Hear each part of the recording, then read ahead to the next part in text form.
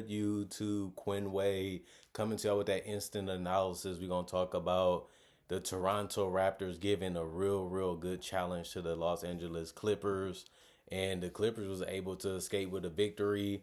Obviously, Jakob had to miss the free throw and get an offensive rebound to be able to tie the game, but the Clippers was able to get the rebound and throw it across the court, and they was able not to turn it over or just get it across that line just so they can be able to score or just hold the ball until the clock runs out, but it was already out because the pass just took so much time in air just to come back down. And it was a good decision by Harden, who made some bad decisions in this game, especially down the stretch with some turnovers in the shot selection. But him and Norman Powell was a healthy diet that they took this game to be able to win, and they was able to hold off the Toronto Raptors, who fall to 2-8. Clippers improved to 6-4. Clippers got off to a great start, 28-21. 28-22 in the first quarter. They ended up losing some of that lead in the second quarter, 25-24 in favor of Toronto. They was able to build upon that lead a little bit more in the third quarter with a 29-23 third quarter. And then the Raptors made their run to try to win the game with a 33-24 fourth quarter, but it ended up not being enough. But they tried. Jakob finished the game with 1 out of 6 shooting from the field. He also did have 12 rebounds. 12 of them was offensive, 3 assists, 3 blocks, 4 turnovers, 2 personal fouls. He ended up only with 5 points. RJ Barrett, 13 points. He was 6 of 15 from the field, 1 of 3 from the 3 point line, 0 of 2 from the free throw line. He had 6 rebounds, 3 assists, 2 steals, 1 block, 4 turnovers, and 2 personal fouls. He did everything he could.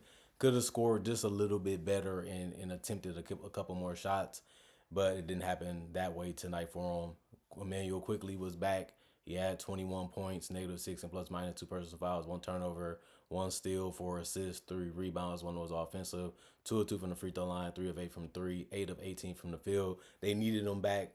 He's just another weapon that can really score and create at the same time. And that's what they've been missing. Another guy that can get buckets so they don't have to use the guys off their bench as much. And quickly played 26 minutes tonight, and he wasn't in foul trouble. They're just trying to manage him a little bit. Abaji had 21 plus 2 and plus minus 3 personal fouls, 2 steals, 3 assists, 7 rebounds. 2 of them was offensive out of that. 3 of 6 from the 3 point line. He was 9 of 14 from the field. Just a great game from him, and they needed it because this game could have got ugly. But guys did step up, and Grady Dick, he didn't have the games that he was having before, but he still had a solid game with 5 of 12 shooting from the field.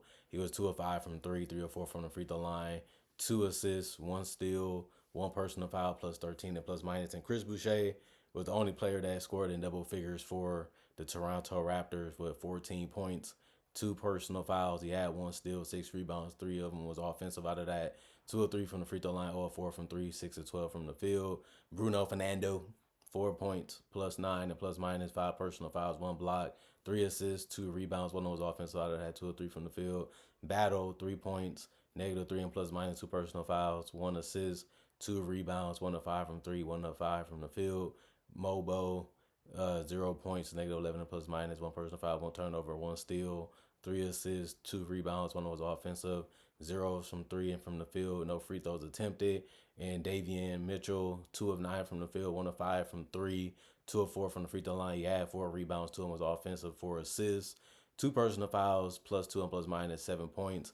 Played 22 minutes, and like I said, it's better to have quickly in there than Davion because he can give you more scoring and he can space the floor a little bit better. But, still give him quality minutes is needed because I feel like he is a good impact player for this team, and he does give them playmaking and solid defense. Shed, 0 points, -5 and plus minus, 1 personal foul, all 1 from the 3 point line and from the field because those was his only attempts. No free throws was taken by Shed, and everybody else didn't play. Either they was ruled out because of injury before the game or they did not play because of the coach's decision. They shot 40 of 95 from the field. That's about 42%. 11 of 37, 29% from three, and 12 of 21, 57% from the free throw line. They had 44 rebounds, 25 assists, 8 steals, 5 blocks, 10 turnovers, and 23 personal fouls, and they was able to get 103 points. But when you shoot the ball that poorly, even from the free throw line and the 3 point line and from the field, You're not going to win too many games that way, even though they had a chance to get it done today, but it just didn't happen. Um, Derrick Jones Jr. 4 points for him, -5 and plus or minus 5 personal fouls, 1 block, 1 rebound. It's offensive. 2 of 2 from the free throw line, or 3 from the 3 point line, 1 of 5 from the field. Ivica Zubac, 14 points, -6 and plus minus, 3 personal fouls, 1 turnover, 3 blocks, 2 steals, 1 assist. He had 12 rebounds. 2 of those was offensive, so a double double for Zubac. He was 7 of 12 from the field. Just has been amazing player for the Clippers. Just been consistent, just been healthy, battling on the boards. He's becoming a better rim protector. He's becoming more focused defensively, and he's just having the best season of his career. They needed him to, and they were relying on him, and he's been able to carry more of a load for this team and be productive as ever. And I like seeing that, and the fact that he's usually healthy each and every season for the most part, even though he's swinging, banging, colliding, and people coming at him full speed. It's good that he still can be able to be on the court. James Harden, 24 points, was one of the biggest factors in the fourth quarter. While the Clippers was able to pull this one out, he was able to help make some decent decisions and score.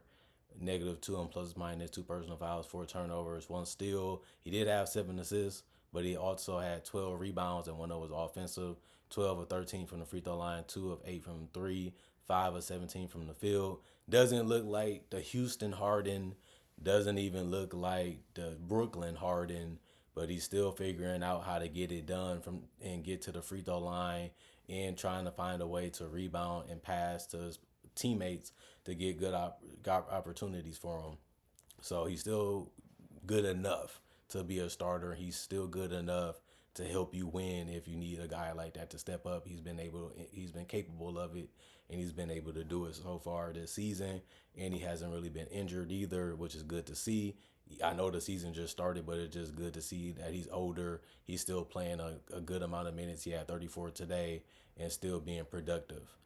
Terrence Mann, 4 points, -4 and plus minus, 4 personal foul, 1 block, 5 rebounds, 2 of them was offensive, all 1 from 3, 2 of 5 from the field. Norman Powell, 24 points, so he tied James Harden with that. That's actually game high for the Clippers. 2 personal fouls, 3 turnovers, 1 block, 1 steal, 3 assists, 7 of 9 from the free throw line, 3 of 6 from three, 7 of 14 from the field.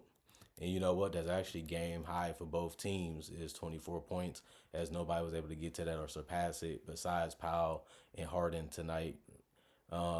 Nicholas Batum, 7 points, plus 16 and plus minus, 2 blocks, 2 assists, 3 rebounds. One of was offensive, 1 of 3 from 3 point line, 3 of 5 from the field. He played 17 minutes. Jones was able to give them 1 rebound and 1 turnover and nothing really else. He only played 4 minutes. That's a big reason why.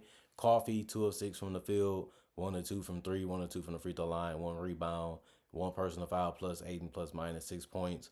Dunn was 3 of 3 from the field, 101 from three. He did have 3 rebounds, a good steal that was resulted into a dunk, and 1 turnover, 1 personal foul, plus -4 and plus minus 7 points. And then Kevin Porter Jr., the only guy to score double figures off the bench for the Clippers. He had 15. He was 5 of 9 from the field, 2 of 2 from three, 3 of 6 from the free throw line. He did get 6 rebounds and 5 assists, 1 steal, 2 turnovers, 2 personal fouls, and plus 7 and plus minus. It's a good game from him. The rest of the guys did not play either. They was ruled out earlier before the game started, or the coach's decision for them not to play.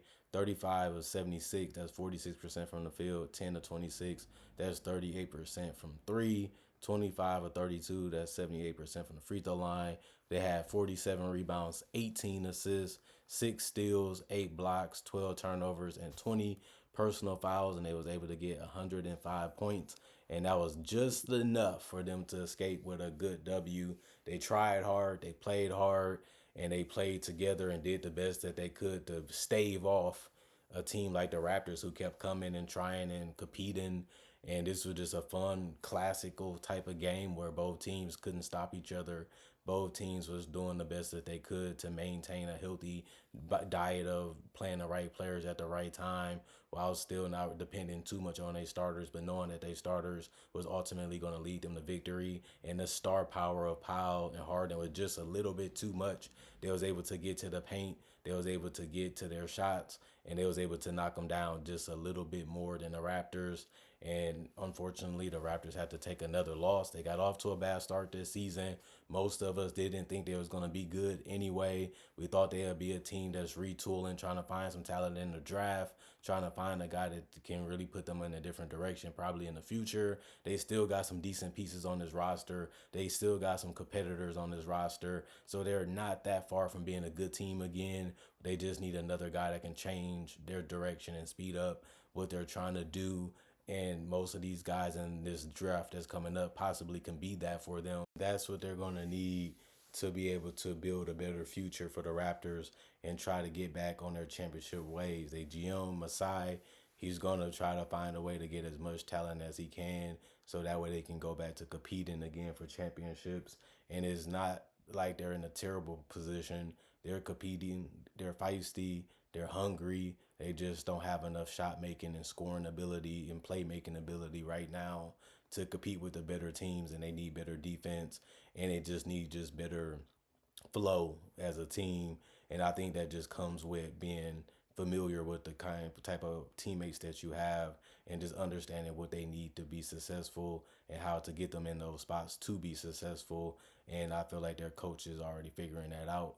That's why they play so well and they score so many points, even though you don't really recognize too many players on the court. That's their name if you're a casual fan. But at the end of the day, we know that these guys can compete. We know what these guys can do because they've been doing it all season, but you wouldn't tell because of their record.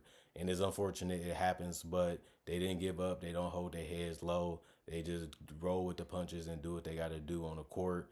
And it's just unfortunate they have come up short so many times, even in close games. And, that's just how the league can be sometimes. It's tough to win in this league. We all understand that. We all get it.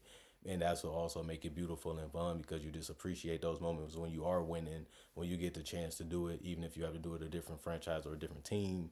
It's just like going to high school, then going to college, and now you have to build it all up again and redo it all up again and try to win at the highest level as best as you can. Then you do it again, going to summer league, then going to preseason, and going to the NBA. And it's always a filling out and a learning process that's coming with the territory of that. And that's what the Raptors are doing right now. They lost a lot of guys went in a different direction, and now they have to, believe in each other as best as they can, even though they know their future might not be with the Raptors. It might be with somebody else 2 to 3 years from now. But if they do stay, they have some quality role players that can fit with anybody. And that's something that you love to have is guys that's going to do whatever it takes to be what they need to be and is fine with that who they are on the roster and fine with their role. And I feel like they got a lot of guys like that. And that's one of the brightest things that I see. They're coachable, they're teachable, they're learnable, and they hungry to know and trying to get better. And they have a group of guys that's like that. Give them a superstar and they can really do some real damage in the league. And I know it's going to take the rookies and sophomores some years to get familiarity with the game and adapt to the game and advance their game and add to their game. But they got some guys that you would like to play with or you will be happy to have on the roster that you with because, a lot of these guys really can play at the highest level and they've been showing that each and every game. Other than that, comment, like, subscribe, share, hit the notification bell for more analysis. And if you're new to the channel, I do breakdowns of legends, current players, current future superstars and legends too, and rookies. And if you love that type of content, this is the channel for you. Not only that, I also do conversations just like this in a variety of different type of ways. So you love that type of content and NBA content because that's all I do. This definitely is a channel for you. Most people recommend it. And that's why this channel is so huge and so big and it's so popular for that reason. But I need you guys to continue to have the channel be that way. So keep liking, keep subscribing, keep sharing, keep clicking, keep watching. Do whatever you can to continue to support the movement, whatever you can to support the channel. I appreciate everything that happens, even if you just clicked on to watch it and clicked off because you gave the channel a chance. And that's all I can really ask you guys for if you're not fans or not subscribed.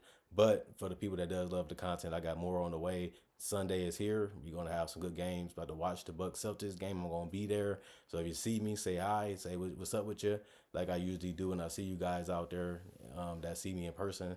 And other than that, I'll be back with more analysis, hopefully, to tell you what I think and how I feel about things and continue to create more content for you guys to enjoy in your free time. Other than that, just a reminder, check the channel. I upload a lot of videos throughout the day, so you might miss something, or you thought that I didn't say it or I didn't bring it up. It might be already on the channel. You just probably didn't check, or you probably missed it. So all of the stuff usually is already posted because I do it daily. Other than that, see you guys later. Peace.